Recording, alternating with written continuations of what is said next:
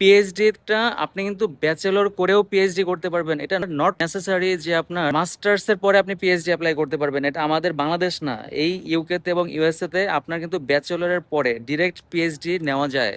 সেক্ষেত্রে যদি আপনার পাবলিকেশনস থাকে, আপনার রিসার্চ থাকে, ব্যাকগ্রাউন্ড, আপনি অ্যাপ্লাই করতে পারবেন এবং স্কলারশিপও পাবেন। আরো একটা ইম্পর্টেন্ট কথা বলবো, সেটা হচ্ছে যে আপনি অফার লেটার পাবেন, 6টা বা 5টা ইউনিভার্সিটি থেকে অফার লেটার পাবেন। ওই মুহূর্তেও কিন্তু আপনি একটা আলাদা একটা স্কলারশিপের জন্য এলিজেবল হবেন। প্রতিটা ইউনিভার্সিটির মধ্যে থাকে যে আর্লি পেমেন্ট একটা ব্যাপার থাকে, যে যদি আপনি আর্লি পেমেন্ট করে থাকেন এক্সট্রা একটা স্কলারশিপ ওরা প্রোভাইড করে। বেশি না, 500 পাউন্ড বা 600 পাউন্ড। 500 পাউন্ড হলে কিন্তু অনেক টাকা, 500 পাউন্ডে প্রায় 1 লক্ষ টাকা। এটা কিন্তু অনেকেই জানে না এই ব্যাপারটা, আমি নিজেও জানতাম না এটা। যখন আপনি ইউনিভার্সিটি থেকে অফার লেটার পাবেন, আপনি যে ইউনিভার্সিটিতে ভর্তি হবেন, আপনি ওদেরকে ইমেল করবেন যে আমি যদি তোমাদেরকে আর্লি পেমেন্ট করি তাহলে তুমি কি আমাকে কোনো স্কলারশিপ দিবা কিনা, এক্সট্রা কোনো, বা আমাকে কোনো অফ দিবা কিনা। আমাদের লাইফ কিন্তু মুসাফির ক্যাফের মতো না।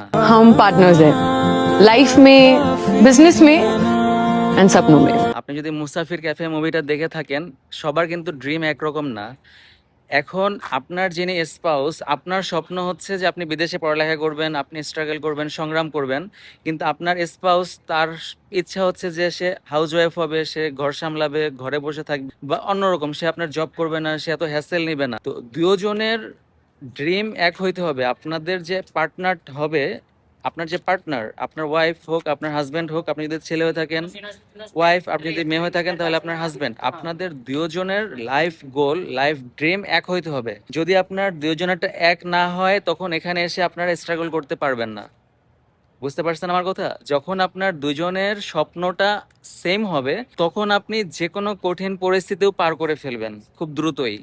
তো এই কারণে স্পাউস নিয়ে আপনি এখানে আসতে পারবেন। আমি এর আগেও বলছি যে আপনি মাস্টার্সের রিসার্চ মাস্টার্স যেগুলো আছে এবং পিএইচডি প্রোগ্রাম আছে, এই প্রোগ্রামগুলোতে আপনি স্পাউস হিসেবে আসতে পারবেন। এই স্টুডেন্ট ভিসা নিয়ে কয়েকটা ভিডিও পাবলিশ করছি। এটা পাবলিশ করার পরে আমাকে কিন্তু অনেক অসংখ্য মানুষ আমাকে মেসেজে নক করছেন, পার্সোনালি নক করছেন। সবার এসএমএস এর রিপ্লাই আসলে দেওয়া সম্ভব না।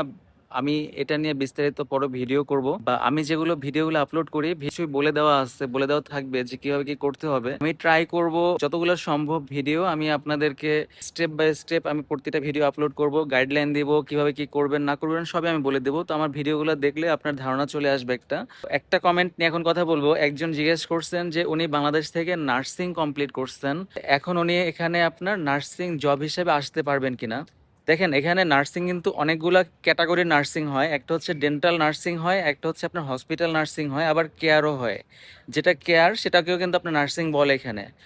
একটা সময় ছিল আমাদের দেশ থেকে আপনার অ্যাপ্লাই করলে ডিরেক্ট স্পন্সরশিপের নিচ্ছে এনএইচএস জবের ক্ষেত্রে। এখন এনএইচএস জব কিন্তু আপনার অফ, বিশেষ করে স্পন্সরশিপটা আপনার বন্ধ করে দিচ্ছে এখন, কারণ ওটা লেভেল 3-র মধ্যে পড়ে। তো আপনার এই দেশে আসতে হবে স্টুডেন্ট ভিসাতেই। স্টুডেন্ট ভিসায় আসার পরে দেন আপনি অ্যাপ্লাই করবেন নার্সিং জবগুলোতে।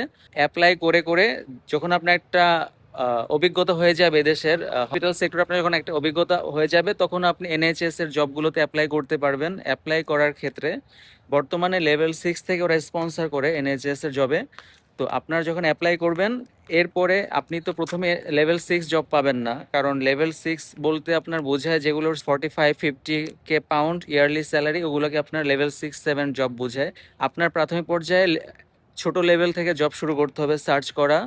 লেভেল 3-র জব আপনার হান্ট করতে হবে। ওটা যখন আপনি পাবেন, ওটার এক্সপিরিয়েন্স দেখায় পরবর্তীতে আপনি প্রমোশনের মাধ্যমে লেভেল 6 লেভেল 7-এ পর্যন্ত চলে যেতে পারবেন। কিন্তু প্রথম পর্যায়ে আপনাকে এখানে স্টুডেন্ট ভিসায় আসতে হবে, অথবা আপনার স্পাউস হিসেবে আসতে হবে। যে যদি আপনার পার্টনার এখানে থাকে, অথবা আপনি বিয়ে করে আসতে পারেন, তাহলে এখানে আপনি আসতে পারবেন। এছাড়া আপাতত স্পন্সরশিপ জব ওরা বন্ধ করে রাখছে।